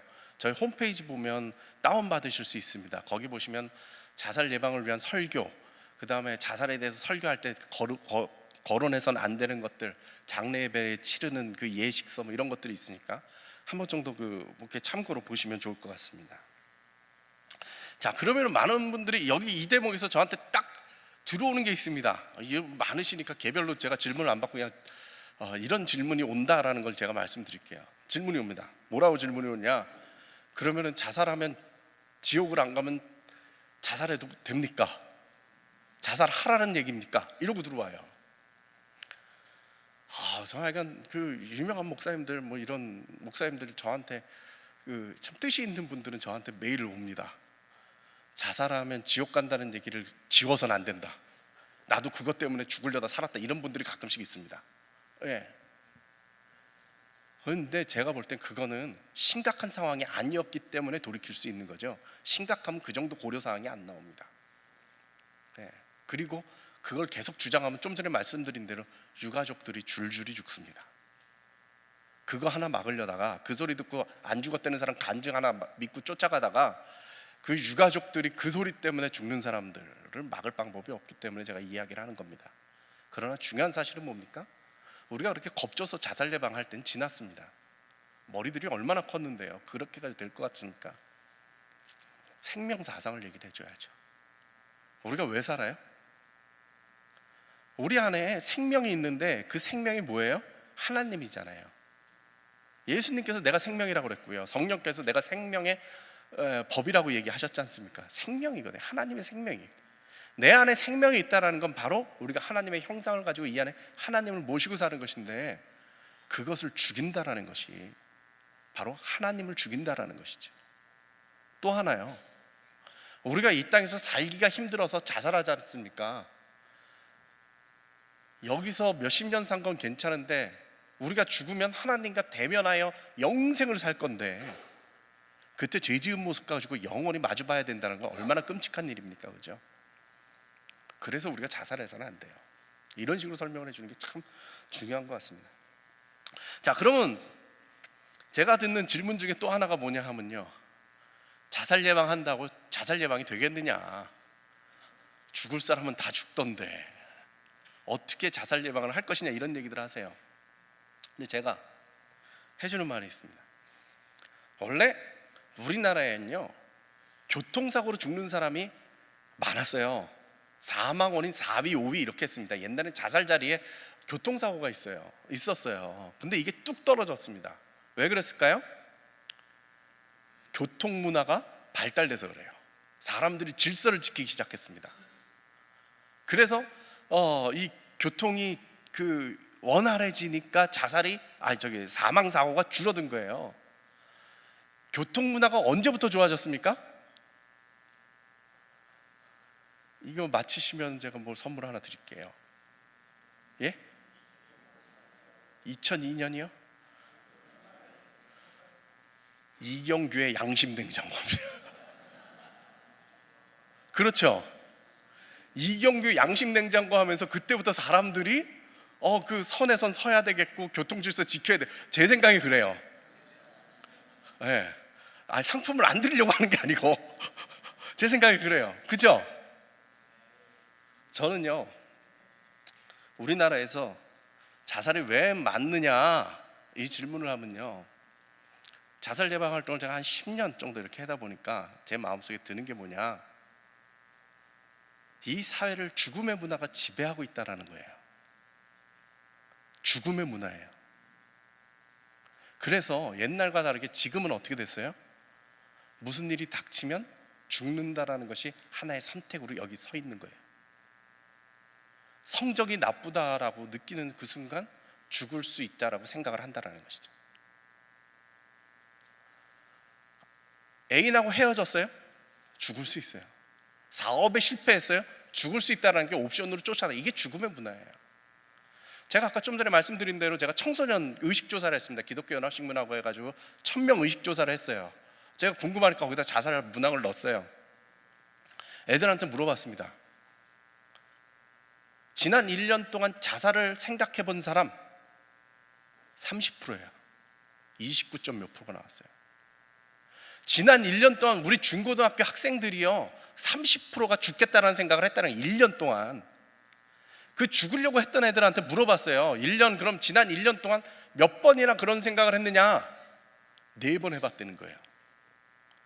우리 아이들 중 30%가요 지난 1년 동안 4번이나 죽고 싶은 생각을 했다라는 거예요. 저희가 무지하게 심각하게 생각하는데, 왜냐? 이 아이들이 한번 그 죽음이라는 문턱을 한번 넘어가 본 아이들은, 그 생각이 벌써 넘어가 본 아이들은요, 무슨 일이 생길 때 그 담 넘는 게 쉬워지는 거예요. 죽음의 문화에 오염이 된 상태예요. 지배를 당한 상태예요. 그러다 보니까 자살률은 줄어들 확률이 없는 거예요. 어른이 되면 앞으로 살아야 될 70년, 80년을요 언제든 죽을 수 있다는 생각을 가지고 산다라는 거예요. 얼마나 심각합니까? 자살률을 낮추는 방법은요, 죽음의 문화를 몰아내고요, 생명의 문화를 집어넣는 겁니다. 다시금 생명의 문화가 이 땅을 지배한다면 자살률 분명히 떨어질 겁니다. 죽음이 하나의 선택이 아니라 그거는 바라봐서는 안 될 것이라고, 우리에게 주어진 하나님의 생명의 법이 있다라는 것을 가르쳐주면서 할 거라는 것이죠. 전 그래서 교회가 해야 된다고 생각합니다. 여러분, 제가 생명에 대한 이야기를 하지 않습니까? 여러분 안에 생명이 있습니다. 그것이 하나님입니다. 긴 설명이 필요 없잖아요. 이해가 되시잖아요. 제가 밖에 나가가지고 일반인들 대상으로 해가지고 왜 생명을 지켜야 되는지를 얘기를 하려면 한참 걸려요. 근데 우리는 뭐예요? 내 안에 생명이 있고 생명을 이해하는 사람들이기 때문에 훨씬 쉽죠. 여러분들이 세상에 나가서 생명에 대한 이야기를 해보십시오. 훨씬 효과적이죠. 훨씬 효과적입니다. 지금 정부에서요, 자살 예방 활동 쭉 하다가 잘 안 됐었는데 눈을 떴어요. 종교 개량해야겠다. 지금 요즘 저희 라이프오프에 MOU 맺자고 막 자살 예방 센터에서 지금 무지하게 몰려옵니다. 왜냐하면 그 갑자기 정부에서 우리 이제 방향은 이쪽이다 이렇게 틀어버린 거예요. 그 다음에 그 서울시장 당선될 때 지자체에서 공약들 중에 종교계와 함께 예방 활동 피겠다 이래가지고 온 거예요. 저는 교회가요, 이 기회를 잘 활용하면 좋겠어요.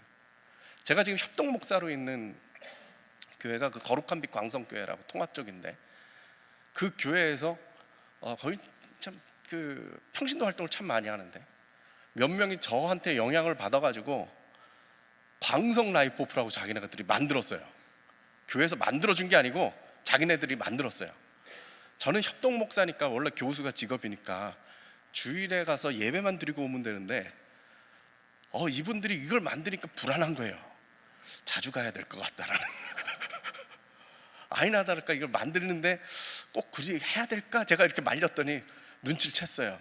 팀장이, 교수님 빠지십시오, 우리가 알아서 하겠습니다. 자기네들끼리 했어요. 진짜 10명을 모아가지고요, 우리가 교육 프로그램 만들기 전에 보고 듣고 말아야 그 프로그램을 했는데 그걸 하겠다는 거예요. 제 경험상 한 30명 오면 많이 오겠다. 교인 출석이 한 7,000명 되는데 제가 볼 때 한 30명 오면 많이 오겠다 그랬어요. 근데 많이 올 거라고 걱정하지 말라고 막 하더니 160명이 왔어요. 그래서 사상 초유였습니다. 160명이 교육을 받았어요. 근데 이 사람들이 거기서 안 끝나겠다는 거예요. 그래가지고 자기네들끼리 강사를 만들었어요. 심리학 한 사람 뭐 해가지고 자기네들 강사를 만들어가지고 1시간 반씩 6시간짜리 프로그램을 만들어가지고요 50명씩 3기가 빠져나갔어요. 지금 4기 해달라고 하고 있어요. 그 정도로 프로그램이 많아졌어요. 근데 참 재밌는 게 뭐냐면 이 팀장이 저희 그 자기 직업이 있는 사람인데 너무 열심히 해요. 그래가지고는 파주 정신보건센터 가가지고 MOU 맺었어요. 그 다음에 고양시 정신보건 증진센터 가가지고 또 MOU를 맺었어요. 자기 라이프오프 이름으로 맺어가지고는 거기다 자원봉사자를 파견해요. 여기 교육받은 사람들이 가서 자원봉사를 해가지고 할아버지 할머니 독거노인분들 찾아가는 것부터 시작해서 여러 가지를 도와요. 그러니까 지역사회 네트워크가 형성이 되더라고요. 그 사회, 그 지역사회에서요 저희 교회 바라보는 게 달라져요. 그러니까 가만히 있으니까 이제 무슨 일이 생기냐 하면, 명지대학교 병원이 일산에 있는데 자기네랑 MOU를 맺재요. 그 병원하고는 별로 맺을 일이 없는데요, 제가 뺐어요. 그랬더니 그게 아니고 자기네들 이런 활동, 자살 예방 활동을 하고 싶은데 같이 도움을 받고 싶다는 거죠. 저는 교회가요 이 일을 통해서 지역사회를 변화시켜 나갈 수 있는 가능성도 동시에 가지고 있다, 이렇게 보고 있습니다. 저는 그래가지고 이 자살 예방 활동할 때 이제 좀 있으면 제가 여러분들에게 생명 보듬이에 대한 실제적인 강의를 잠시 할 텐데요. 할 때마다 제가 꼭 강조하는, 권유를 해드리는 게 있어요.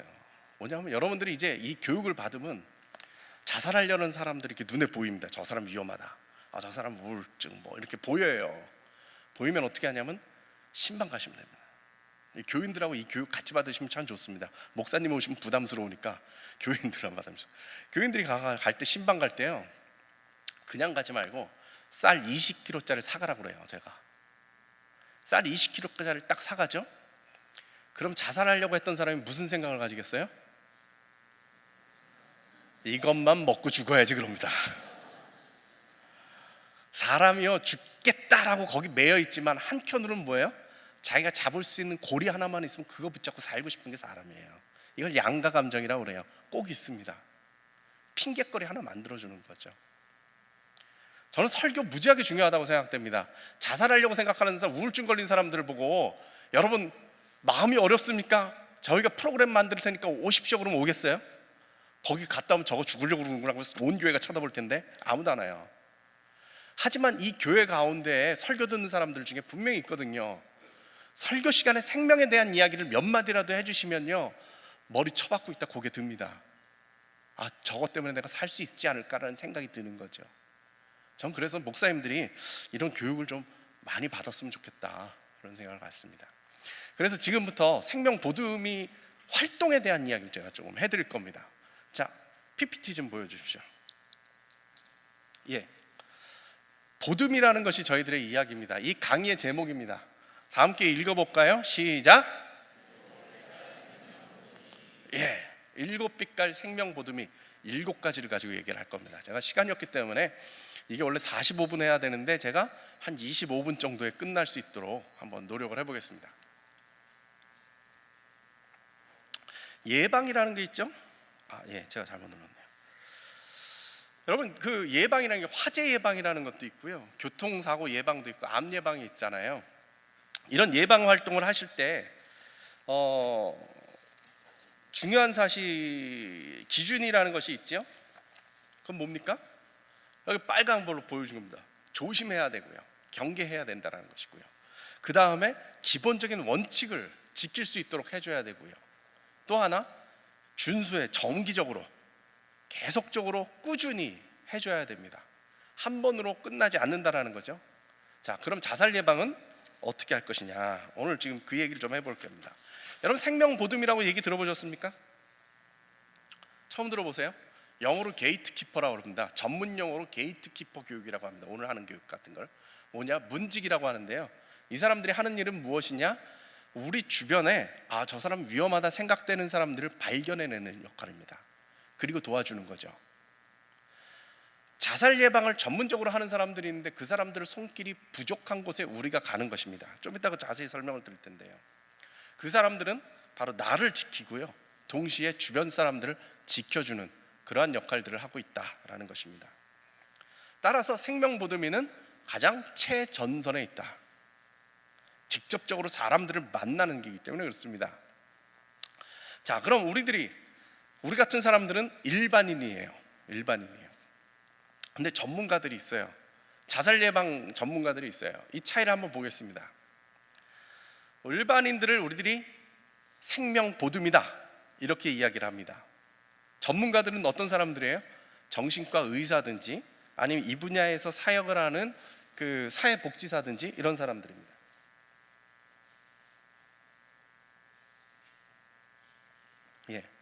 이 차이를 좀 볼게요. 둘 다 마찬가지입니다. 위험에 있는 사람들을 도와줄 수 있습니다. 근데 차이가 있는데 뭐냐? 전문 중재 기술이 있느냐 없느냐입니다. 즉 의사든지 보건복지부 그 복지사든지 이런 사람들은 전문적인 그 기술이 있는데, 특히 이제 의사 같은 경우 약도 처방하고 하지만 우리는 그런 게 없어요. 그럼 우리가 부족하냐? 그게 아니라요, 그 전문 기술자들은 얼마 없어요. 우리는 많다라는 거예요. 직접적으로 사람을 만날 수가 있어요. 여러분 중에 정신과 의사 만나보신 적 있으신 분 있으세요? 몇 명 안 될걸요? 하지만 우리 같은 사람들은 많이 만날 수가 있잖아요. 그 차이가 있어요. 자, 재밌는 놀이 한번 해보겠습니다. 이게 뭘까요? 사람입니다. 사람을 동그라미로 지금 표시를 했는데요, 여러분들은 사람이 이 집단이 이렇게 군집이 이렇게 있는데 어디쯤에 자기가 있을 것 같습니까? 저렇게 사람이 가운데 몰려있는 쪽이 있는가 하면 이쪽 소그룹이 있고 아예 떨어져 가지고 한 명씩 있는 사람들도 있어요. 여러분 어디예요? 여러분들은 이 가운데 쪽일 것 같아요, 기분에. 왜냐하면 저쪽 끝에 있으신 분들은 땡땡이 치고 지금 다 나간 것 같아요. 그죠? 자, 보겠습니다. 예를 들어서 이렇게 될 수가 있어요. 가운데 그 들어와 있는 그러한 사람들, 그룹을 하는 사람들을 좋아하는 사람들이 있고요, 소그룹으로 이렇게 나누어진 사람들이 있는데 거기서 이제 왕초 먹는 사람도 있고 하겠죠. 하지만 2번하고 3번의 차이는 뭘까요? 1번하고 가까이 있느냐 떨어져 있느냐, 아주 독립적인 그룹이냐, 뭐 이런 식으로 볼 수가 있겠고요. 4번, 5번 같은 경우도 또 마찬가지입니다. 그죠? 뚝 떨어져 있습니다. 자, 이 사람들을 지웠습니다. 저 원 중에 누군가 한 명이 지금 자살할 생각을 합니다. 누굴까요? 네. 이렇게 저 멀리서 이렇게 하면 제가 네. 자, 찍어 보십시오. 마음속에 찍어 보십시오. 제가 하나 둘 셋 하면 누군지 제가 보여드릴게요. 네. 하나 둘 셋. 네. 저럴 수도 있다라는 거예요. 꼭 저런 게 아니고. 무슨 얘기냐, 자살하려고 하는 사람들 등식적으로 우리가 생각하는 게 있습니다. 아마 4번, 5번일 것이라고 여러분들 생각 대부분 하셨을 것입니다. 그러나 꼭 그렇지 않다라는 겁니다. 등잔 밑이 어두운 수가 있다라는 것이죠. 바로 그 정 가운데 있을 수 있습니다. 그 신호를 깨달아야 된다라는 것이죠. 지금 저 원이 몇 개인가 하면요, 20개입니다. 굳이 20개를 한 이유가 있습니다. 한 달 동안 보면요, 어느 통계에 보니까 20명 중에 1명은 자살을 생각한다고 합니다. 1년이 지나면 20명 중에 1명은 자살 시도 가까이 가 있다는 것입니다. 그래서 아주 저 지금 현실적인 그림 하나죠. 예. 그래서 과연 이 가운데 이러한 그림들을 보면요, 누가 가까이 있을 수 있는가를 볼 때에 그래도 1번 경우가 가깝다. 어디서 어떻게 나타날 수 있겠지만 그 사람이 있는 곳에, 만약에 우리가 1, 2, 3, 4, 5번이 우리가 보듬이라면 바로 현장에서 직접적으로 만날 수가 있다라는 것이죠. 자, 이런 경우 보십시오. 도와줄 수 있을까요? 어려울 것 같아요. 그죠? 그러나 주황색이 이렇게 많아진다면 어디에 있든지 우리가 좀 도와줄 수 있지 않을까, 그런 생각을 합니다. 이것이 바로 우리들이 지금 생명보듬이 교육이 필요하다는 것이죠. 생명보듬이 7가지 종류가 있습니다. 예. 여러분 저 따라서 한번 해볼까요? 제가 나느냐 그러면 여러분들이 하는 겁니다. 나느냐? 나느냐? 나느냐? 나느냐? 나느냐? 나느냐? 나느냐? 예, 참 종류도 여러 가지죠. 그러나 색깔이 다르다. 저희들이 굳이 무지개라고 이야기한 것은 도와줄 수 있는 방법은 다채롭지만 모아놓으면 하나의 빛깔이 되는 것처럼 모든 분야가 다 필요하다는 좀 강조를 드리고 싶습니다. 첫 번째부터 하나씩 살펴보겠습니다. 첫 번째 뭘까요? 예, 손발이 맞아야죠. 첫 번째 뭐예요? 예, 이 사람은요, 어떤 사람이냐, 그냥 보고만 있어도 좋은 사람 있잖아요. 그런 사람입니다. 그저 보고만 있어도 그 생명의 에너지가 느껴지는 사람 있지 않습니까? 그냥 옆에 있으면 나도 덩달아 기분 좋아지는 사람, 그런 사람이죠. 예, 쭉 읽는 건 개인적으로 읽어보십시오. 시간이 없으니까. 두 번째 넘어가겠습니다. 두 번째는 뭡니까? 시작. 예, 인식전환 생명보듬인데요, 이 사람은요, 첫 번째는 자살에 대한 억측과 오해를 해소하는 겁니다. 자살에 대해서 좀 잘못된 생각을 가진, 아주 이렇게 죄인으로 만들어 놓는 경우들이 있습니다. 그걸 좀 해결하는 거죠. 옛날에 이렇게 오래 살으신 분들은 옛날에 자살 미수범들 잡혀간 얘기 들어보신 적 있으십니까? 우리나라에서요, 자살 성공한 건 별 수 없지만 자살을 하려다가 실패하면 감옥에 넣어놔 버렸습니다. 그것도 범죄였습니다. 인식이 잘못된 거죠. 치료해 줄 생각을 안 하고 교도소로 넣어버렸습니다. 효과적인 건 같긴 해요. 네, 잘못된 생각이죠.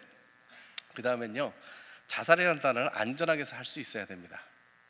막 써선 문제지만 그렇다고 너무 안 쓰는 것도 문제입니다. 요거에 대해서는 좀 더 제가 자세하게 설명을 해드릴 겁니다. 그 다음엔요, 자살 예방에 기꺼이 나설 수 있도록 주변을 독려하는 겁니다. 같이 합시다. 같이 합시다. 여러분들 이제부터 새로운 세계가 열릴 겁니다. 여러분, 제가 생명 보듬이 임명장 제가 드리지 않습니까?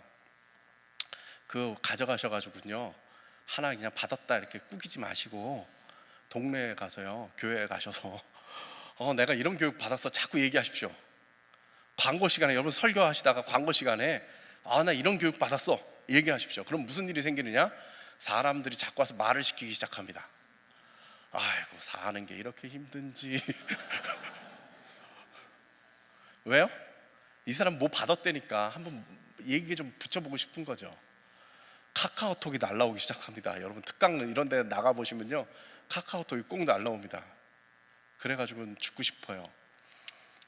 제가 아는 교회 청년부 설교를 하고 왔는데, 강의를 하고 왔는데, 특강을 하고 왔는데 수소문해서 제 번호를 안 거예요.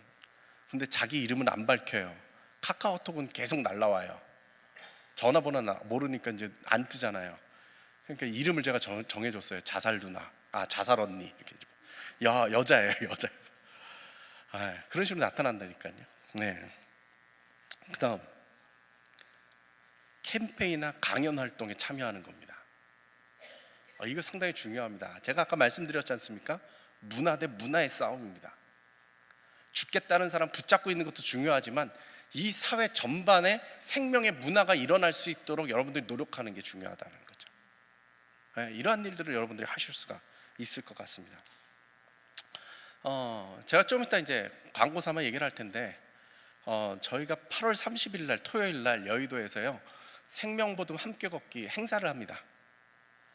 제가 지금 광고하려고 왔습니다. 저희한테 보건복지부하고 중앙자살예방센터에서 위탁을 맡겨가지고 이 행사를 한 1000명 정도 모아서 해야 되는데 이런 데 참여하는 거죠. 그래서 아이들한테, 중고등학교나 뭐 대학생들한테는요, 자원봉사 점수 4시간을 줍니다. 참여를 하면. 그래서 교회별로 오십시오. 그래서 교회가 뭉치니까 생명 문화가 사는구나, 이걸 이 사회에 좀 보여줬으면 싶어요. 그래서 제가 좀 그런 일들을 하고 있습니다. 근데 그런 거 참여하는 게 상당히 중요합니다. 그 다음입니다. 자, 시작. 살펴보는 거 너무 중요합니다. 주변을 돌아보십시오. 여러분들이 이 교육 이제 받고 나면요, 돌아가셔서 보면은, 찾아오는 것도 있지만 보면은 눈에 띄기 시작합니다. 저 사람 위험하다, 저 사람 위험하다 싶은 사람들이 눈에 보이기 시작하죠. 살펴봐야 됩니다. 주변을 돌아봅니다. 목사님들 같은 경우는 얼마나 좋은 그 인자인지 몰라요. 신방을 다니시잖아요. 그 교인들, 그 당사자들 마음을 그래도 잘 이해하실 수 있는 분들이니까 자꾸 주변을 돌아볼 수 있는 그런 사람들이 좋습니다. 그 다음에는 어려움을 노출하는 건 창피한 일이 아니라고 이렇게 일러주는 겁니다. 그 사람이 말을 할 수 있게 해주는 거죠. 사는 게 힘들어요, 경제적으로 어려움을 당했어요, 이런 말 꺼내면 상대방이 힘들어할까 봐 사람들이 숨기거든요. 그러니까 목사님들이 자꾸 가서 말을 시켜주는 거죠. 그래서 말을 꺼낼 수 있도록 해주는 것입니다. 자, 그 다음입니다. 시작. 질문을 해줘야 됩니다. 말을 할 수 있도록. 그래서 자살하고픈 마음이 있는가 물어봐야 됩니다. 여러분들이요,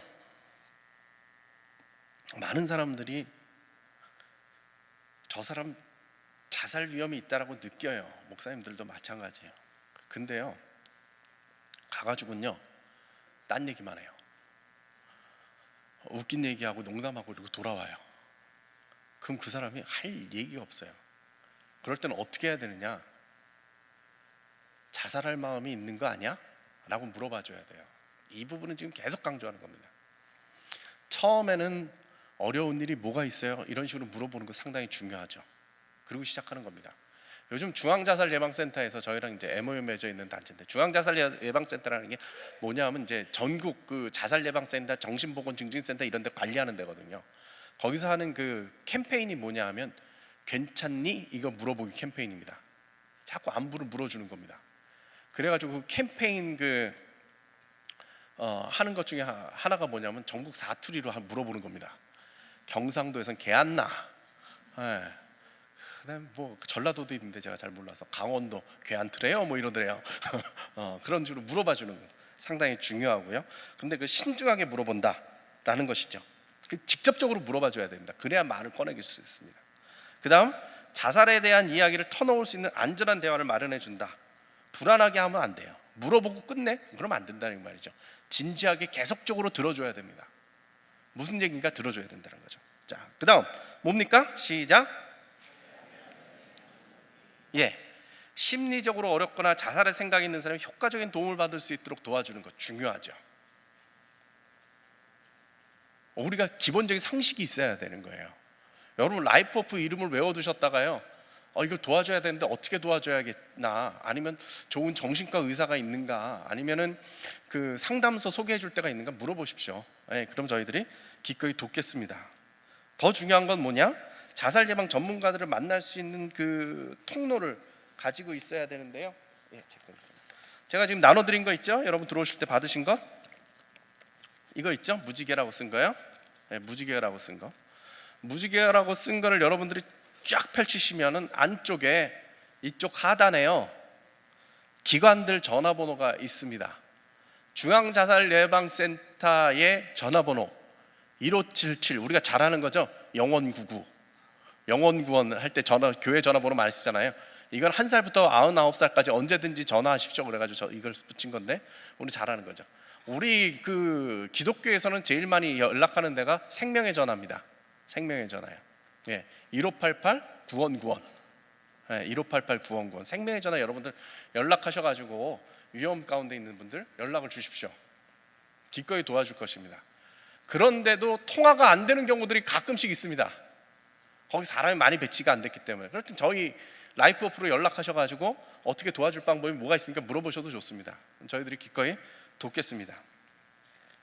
참 저도 에피소드가 많습니다. 제가 좀 이따가 말씀을 드릴게요.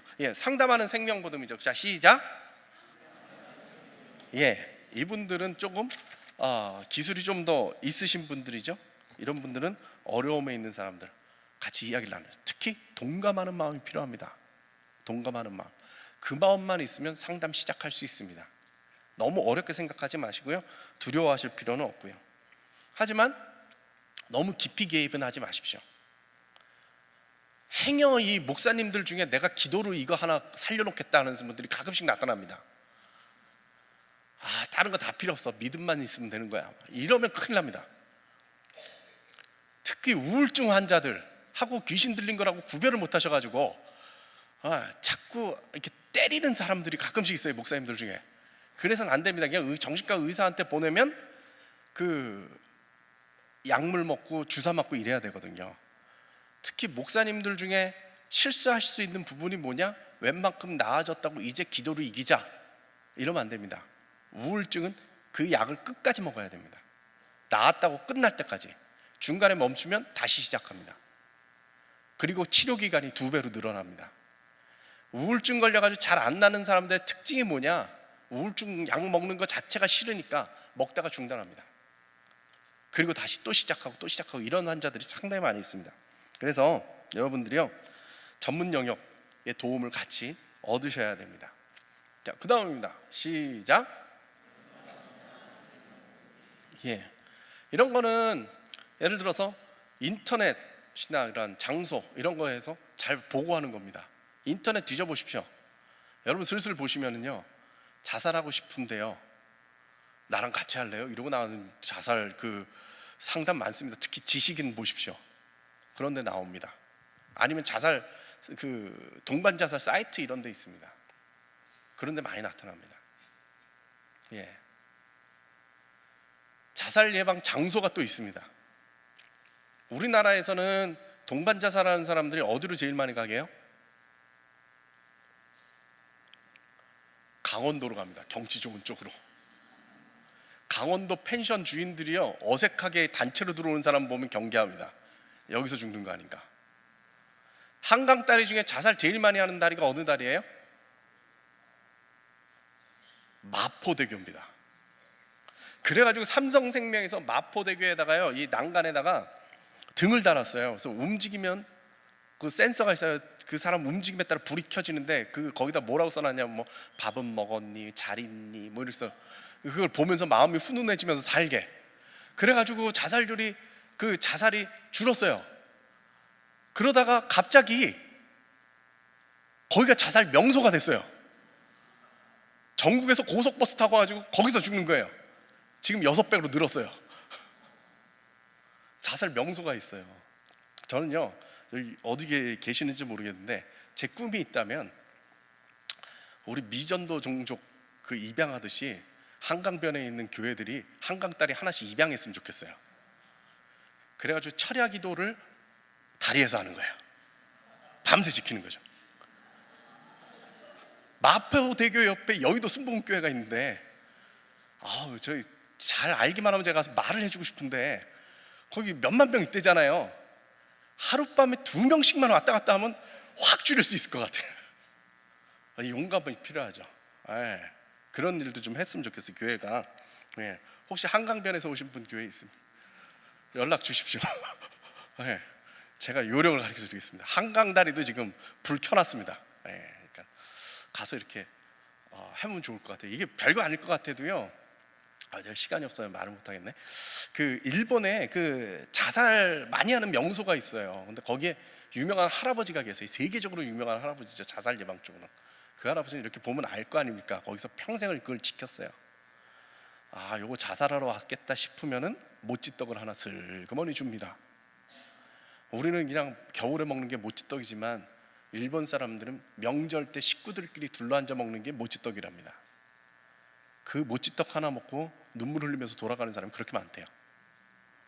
그러니까 한강다리에 우리 교인들이 가가지고 저거 죽을 것 같은데 그럴 때 가가지고 기도 같이 하실까요? 이러면 안 살겠어요? 살릴 것 같아요. 용감무쌍 생명보듬이 여러 데 안 될 수 있으면 좋겠어요. 이런 거죠. 맞습니다. 자, 그러면은 여러분들은 어디쯤 속할 것 같습니까? 그 여러분이 나눠드린 걸 이렇게 보십시오. 하나 넘기시면 나는 누구일까요? 이 페이지가 있죠. 한번 슬쩍 보십시오. 저는 여기서요, 강조하고 싶은 게 뭐냐, 리베로예요. 하나만 하려고 그러지 말고 멀티로, 여러 가지. 그래서 어떤 모습이 되느냐, 요렇게. 그게 무지개라는 거죠. 여러분 한번 확인해 볼까요? 자, 여러분 중에 향기충만 생명보듬이 가능하다? 역시 목사님들 꽤 있어요. 자, 두 번째, 인식전환 생명보듬이 좋습니다. 세 번째, 살펴보는 생명보듬이 이거 많아졌어요. 좋습니다. 보람이 느끼네요. 질문하는 생명보듬이 헐 많습니다. 기분 좋은데요. 자, 그 다음 소개하는 생명보듬이 이것도 많습니다. 그렇죠? 그 다음에 상담하는 생명보듬이 확실히 이 교육자들이 틀리네요. 다른 데는 여기서부터 확 줄어드는데 여긴 많아요. 그 다음 용감무쌍 생명보듬이 여기도 많으시죠. 그죠? 우리가 많은 가능성을 저는 가지고 있지 않는가 싶습니다. 여러분들 한번 혼자 있지 마시고 주변 분들한테 물어보십시오. 내가 못 채울 부분이 혹시 이 사람이 채울 수 있지 않을까? 당신은 무슨 보듬인가? 잠시 물어보는 시간 갖도록 하겠습니다.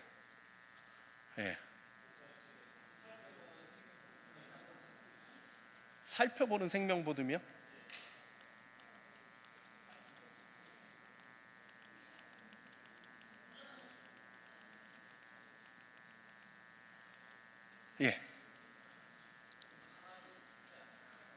이게 단 것 같습니다. 아이고.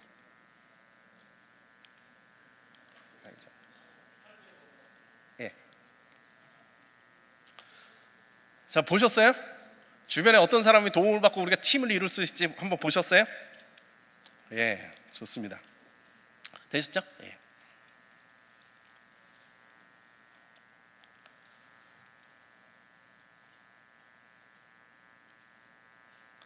자, 생명보듬이들이 배워야 될 게 있습니다.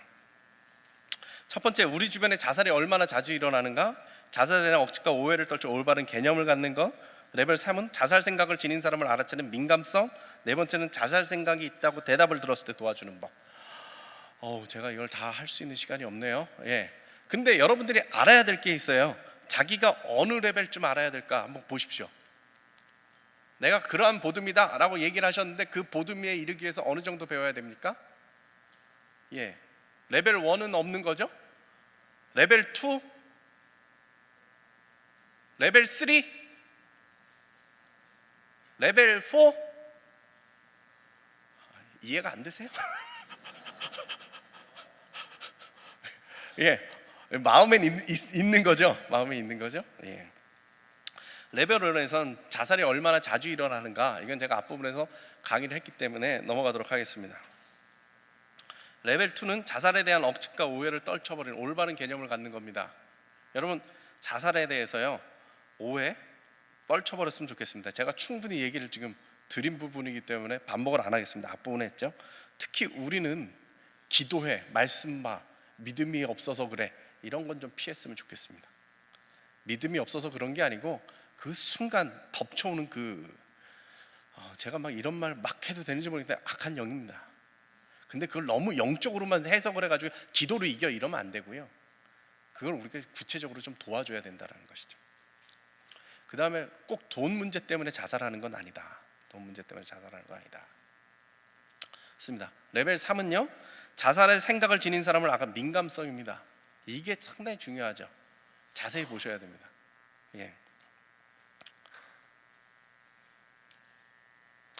여기서 참 중요한 부분이 있는데요, 뭐냐 하면요, 그 자살이란 말을 할 수 있도록 이끌어주는 겁니다. 그 다음 장면, 무슨 얘기냐, 많은 분들이 자살 꺼내면 혹시 자극이 될까 봐 얘기를 못 꺼내요. 근데요, 그런 식으로 돌려 말하면요, 우리들이 그 얘기를 끌어갈 수 없습니다. 또 하나, 한국 사람들의 특징이 있는데 그게 뭐예요? 아무 때나 죽고 싶대요. 그죠? 배불러도 죽고 싶고 좋아 죽겠고 막 이러니까 나 요즘 죽고 싶어 이러는데 말귀를 못 알아들어요. 이게 진짜 죽으려는 건지 괜히 하는 소리인지 구별을 못 해요. 혹시 여러분들이 보다가 이 사람 지금 그런 신호를 보내고 있다 라고 느껴지는 순간 어떻게 하셔야 되느냐? 자살하려고 그래? 죽으려는 거야? 직접적으로 물어보셔야 됩니다. 그래야 그 사람이 지금 이 사람이 내 얘기를 들을 준비가 됐구나, 그만큼 진지하구나 깨닫습니다. 또 하나 사람들 특징이 있는데 그게 뭐냐 하면요, 죽겠다라는 소리를 듣는 순간 무서워가지고 그냥 술이나 마셔 이렇게 넘어가는 수가 많아요. 목사님들은 그렇게는 안 하시겠지만 일반적인 사회에서요, 목사님들도 마찬가지죠. 갑자기 딴 얘기예요. 그럼 이 사람 실망합니다. 결코 다시 돌아오지 않습니다. 직접적으로 죽으려고 그래? 묻는 겁니다. 근데 그 물으실 때요, 이 사람이 나한테 나 죽을 거예요 이러고 나올 수가 있어요. 그러면 어떻게 해야 되느냐? 준비는 했어? 밧줄을 사놨니? 약을 샀니? 이걸 물어보시는 거예요. 그러면은 내가 어떻게 했다라고 이야기하는 순간 그때부터는 여러분들이 책임질 수 있는 걸 넘어선 겁니다. 아까도 얘기했듯이 그런데 전화를 해서 신고를 하시든지 112를 신고하시든지 얘기를 하셔야 됩니다. 그 순간 붙잡고 있다 큰일 나는 수가 있어요. 그 정도 모아놨다면, 그러니까 그것까지 확인하는 질문을 꼭 하셔야 된다는 것이죠. 시간이 다가가지고 이제 더 얘기하는 게 어려울 것 같습니다. 이 정도 저희가 지금 생명 보듬이에 대한 안내는 제가 다 드렸습니다.